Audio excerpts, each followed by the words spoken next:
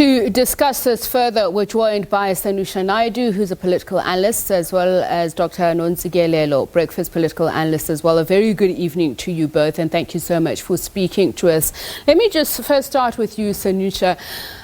President Ramaphosa denying the notion that he could be used as a politically connected person at Eskom, and as you heard from our colleague there were questions raised about his shares in Eskom, in Glencore, the relationships that he would have had. But I'd like to hear your thoughts about this.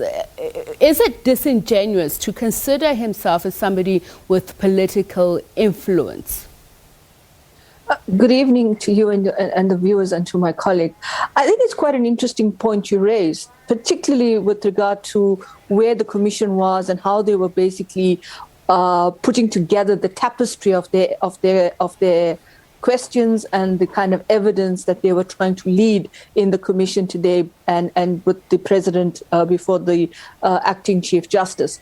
I think what is interesting there is the question of conflict of interest, and this conflict of interest in terms of his business interests and how those business interests may have particular underlying political dynamics and influence comes back to the issue with regard to how the president then navigates these different avenues. Remember, when he became president, I think when he became deputy president, he had to put most of his business interests into blind trust, I suspect.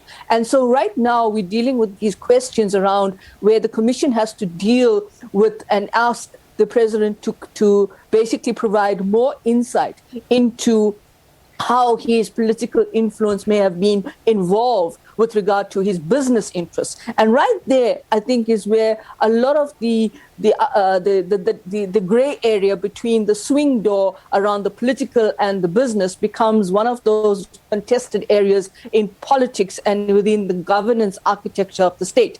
Whether or not it's disingenuous, or whether or not you have to think about it in terms of what protocols he followed in order to try and minimalize what his political influence was. I think it's a difficult one because it is a gray area. And I think it's one that he himself is the only person that can answer whether or not in a subtle way he does exercise that influence. So Dr. Ntsikelelo Breakfast, also part of this conversation. Ntsikelelo, let's hear from you.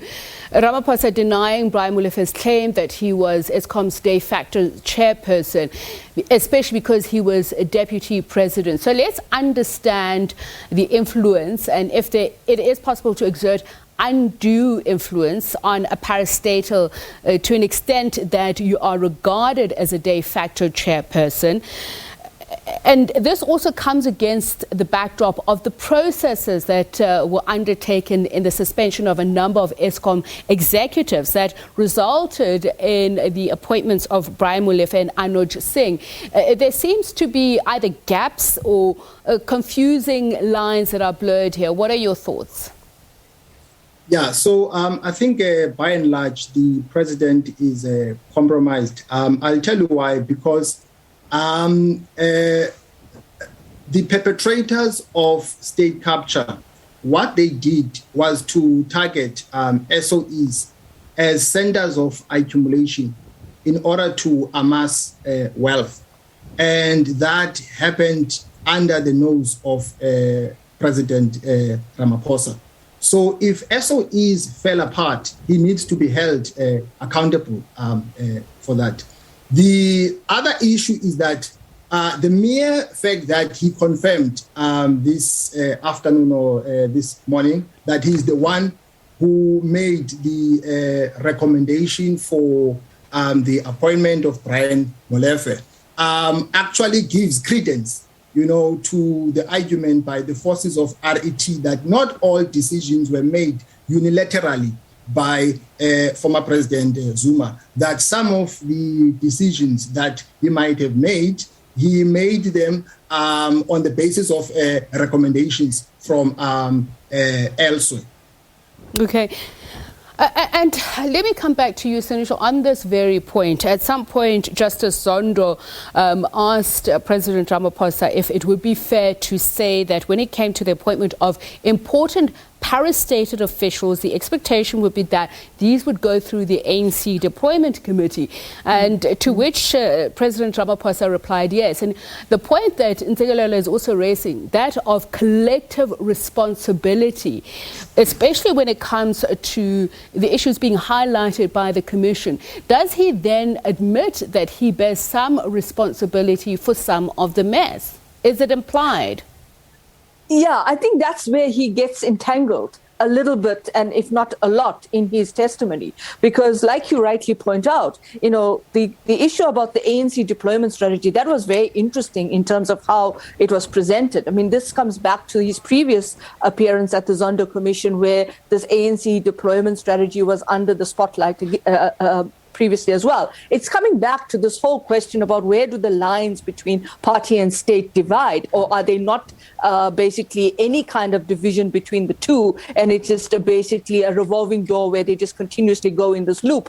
I think what is important in how both the evidence leader and acting Chief Justice Zondo had put it to the president was this question about the kind of discussions that the deployment committee has around particular appointments. And this is where I think they're trying to ask the question is it constitutional? And is it something that becomes quite frightening, to use one of the words that was used today in the commission, frightening in terms of how much, when you go into some of these other processes that were discussed, are you going there completely objective, or are you going there with a certain level of taking your party and the deployment committee discussions into the process, and you're actually using that to say, we've already predetermined what we want? Ntsikelelo, at some point, President Ramaphosa answering several times, he had no recollection of very important information with regards to SOEs. He was talking about the complexities thereof. But I want to look at price. On several occasions, it was mentioned by people who had testified before the commission at how they raise issues of corruption with the top 6 of the ANC, of which President Cyril Ramaphosa was at some point. So let's talk about this. What are we to read into his responses that some would have deemed as defensive?